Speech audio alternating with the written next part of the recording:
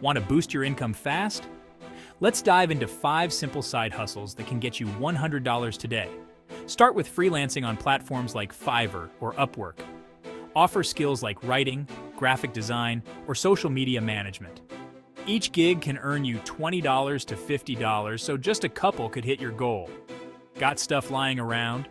Sell unwanted items on eBay or Facebook Marketplace.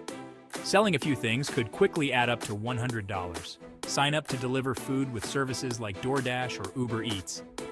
High demand during peak hours means good tips, and you can make $100 in just a few hours. TaskRabbit connects you with people needing help with small tasks.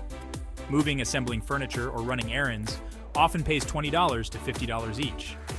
Lastly, participate in online surveys or user testing. Sites like User Testing or Swagbucks pay $5 to $20 for short tasks or feedback on websites.